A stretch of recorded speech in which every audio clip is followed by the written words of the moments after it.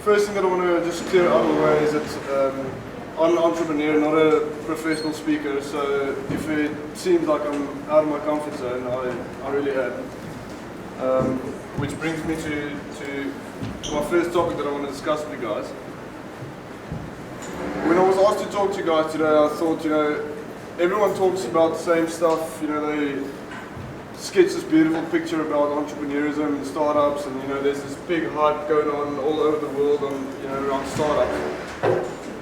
But there's a couple of hard facts that entrepreneurs don't know about that that possibly choose to ignore, and those are the facts that I want to outline today. One of the things is okay, you already know what Vigo is authenticity. I spoke at an event one day at the Innovation Hub in Victoria, and me being very uncomfortable speaking, I said to one of the guys afterwards that I think I shouldn't be doing this because it's I feel embarrassed, I feel uncomfortable. It's not really what I like doing, and I think I should stop speaking altogether. And the guy said to me afterwards that the cool thing about an entrepreneur that does something that's out of his comfort zone is that he's being authentic. And especially when it comes to building partnerships and and getting VCs on board, VCs invest in authentic entrepreneurs. They invest in the entrepreneur more than the product or the service. So my main reason for talking today is the whole romance that's been created around startups, and there's so many startup events and capital raising events where you've got all these VCs standing on a stage talking about how much money is available for startups. And in my first year of growing Vigo, I went to all these events. I literally went to every single startup or entrepreneurial event that I could find. And I realized that the result is always the same. You lose a day of your life going to the event. Nothing ever happens from that event, and you definitely don't raise any capital from that event. And the sad thing is that VCs in South Africa sketch this picture that there's a huge amount of funding available for entrepreneurs that are starting up businesses. But I haven't seen a single startup raise any capital in South Africa at seed level. That really doesn't happen. So stop attending entrepreneurial events, because your job as an entrepreneur is really not to chase the money. Look at your product and figure out how to turn your product into revenue, your revenue into profit, and then only do you have an investable business. One of the things that I also noticed is that everyone is doomed to fail in a startup. The same startup can fail multiple times. In my journey in building Vigo, I failed twice, and it was my capability to change our business model at a very in a very short period of time that helped me get through those failures. One of the failures was I started out with launching Vigo 1, and without doing too much market research or finding out how people will use Vigo in Africa, I realized that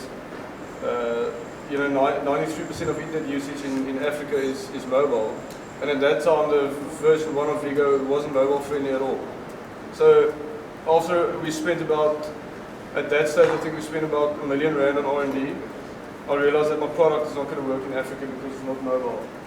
So we went back to the drawing boards, and drastically in about 2 to 3 months we redeveloped the entire platform so that it works on mobile devices. If I wasn't able to look at the business model that we have and make that rapid change, you could lose your trust in VCs, and you can lose a lot of money, and your business can fail immediately. The second large failure that we had was we realized that people in South Africa and in Africa are not as inclined as the Western world to create their own websites. They still need somebody to hold their hands and basically create the site for them. The problem that created for me was I'm trying to build a scalable product, And if you link a scalable product like that to a service, it's very difficult to actually scale your company, because I can't employ 200 designers. You know, I'll have a salary bill of a couple of million rand if I had to do that.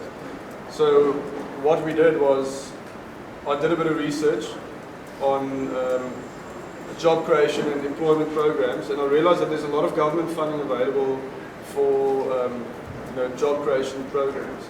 So I designed an incubator program called Grow Africa, and Grow Africa is a program where we take on disadvantaged people from rural areas that have a hunger for learning innovative and, you know, creative and technology related topics, and we teach them how to be creative, how to create sites, and how to deliver a very professional service. The beauty of that model is that I can employ 500 of those people at various locations, and I don't pay a single cent for them because their salaries are funded by the government. So that was a key turning point in Vigo, because I was able to take a service side of the business and make it completely scalable. That exact model is working in South Africa at the moment. We do have guys in the program, and we've got corporates funding it as well as government. And that exact model is perfectly scalable throughout the rest of Africa. So basically, you know, entrepreneurs are bound to fail. And the most important thing to know is that if you do fail, keep on going, change your business model, and, you know, use it as a turning point rather than an end point.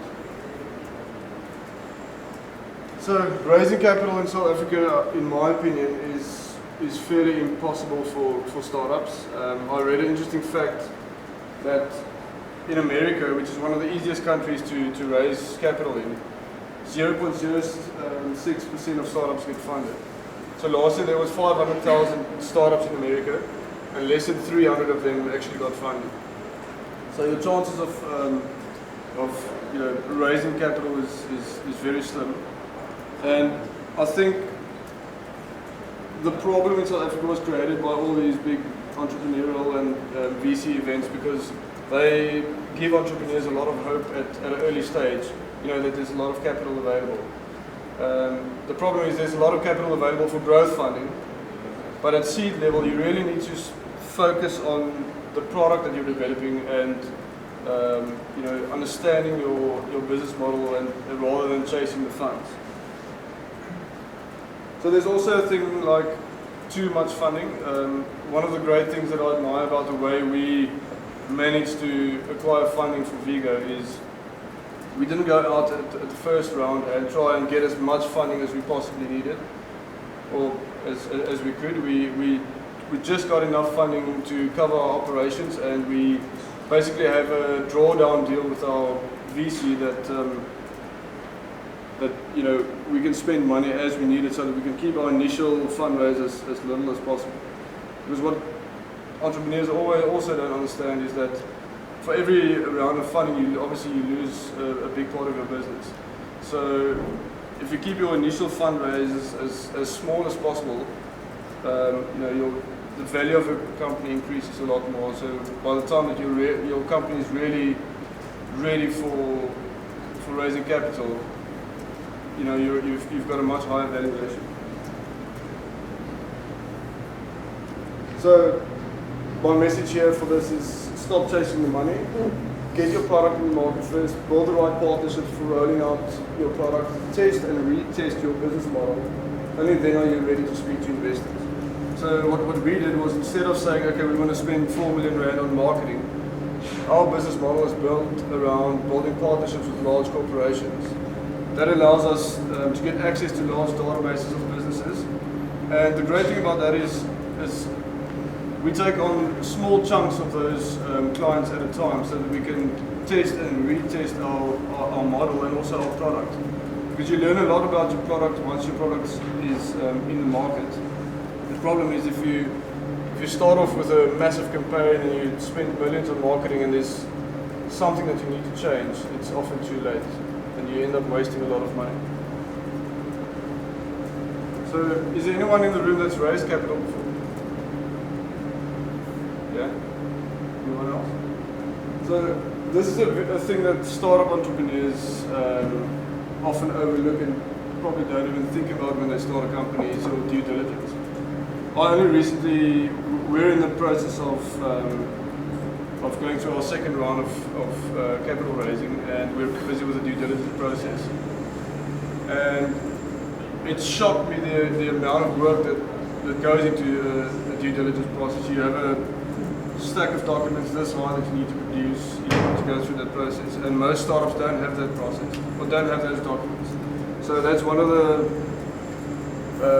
second biggest reasons why young companies struggle to raise capital. Your VC is there to stay.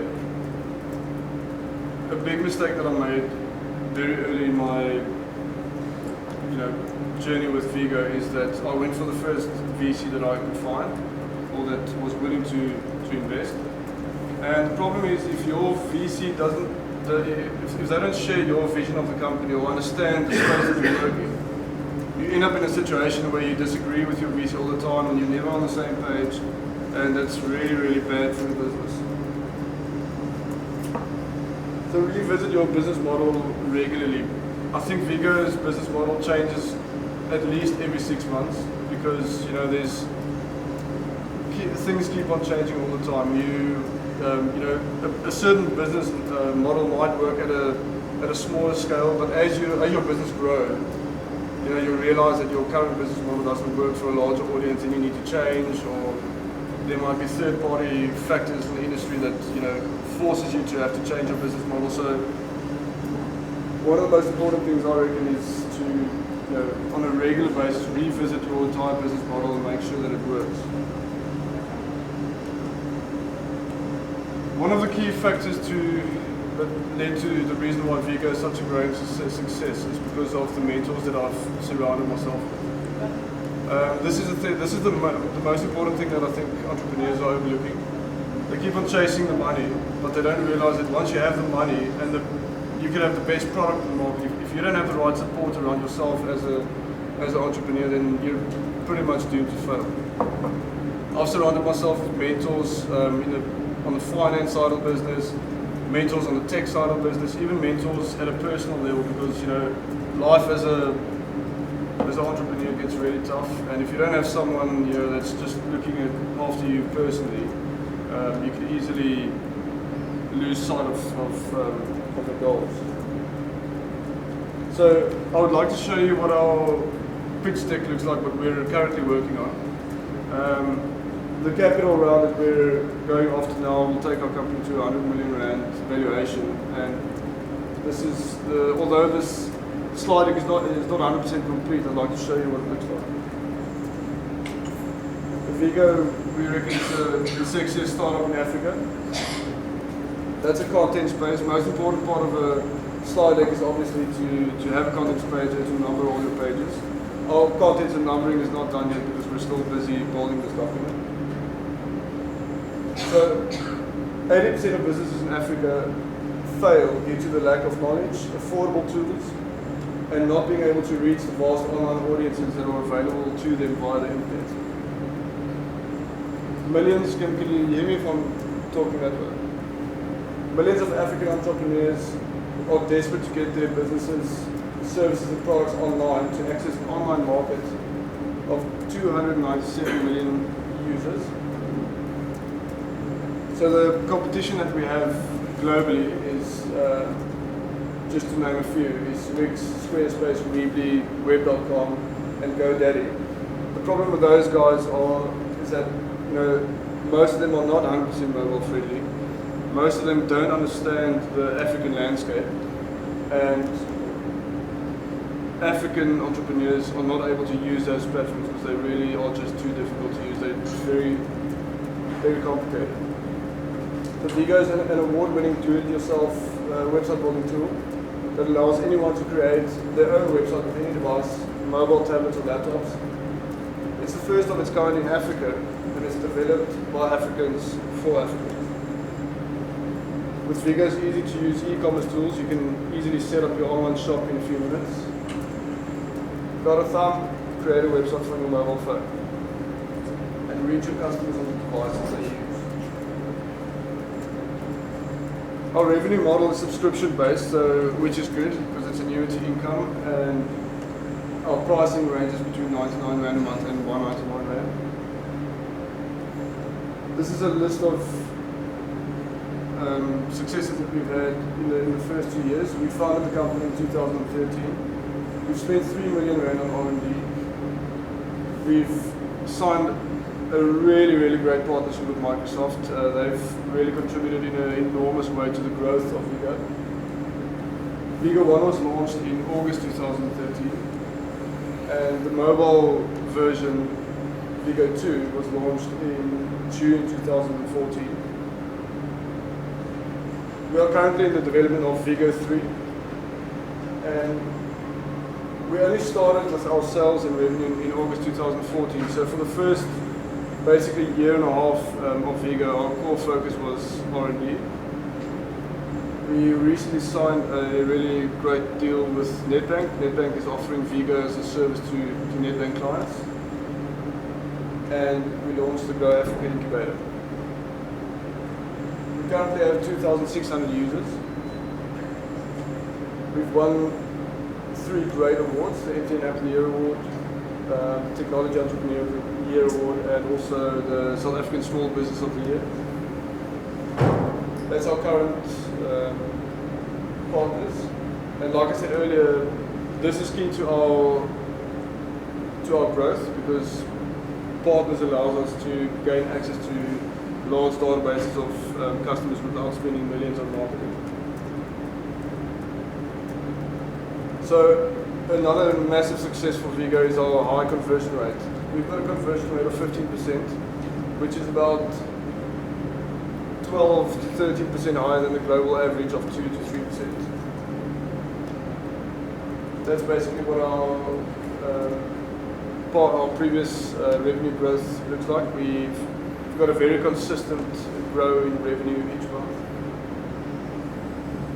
If the business scales, that's what our 3-year revenue versus expenses look like. So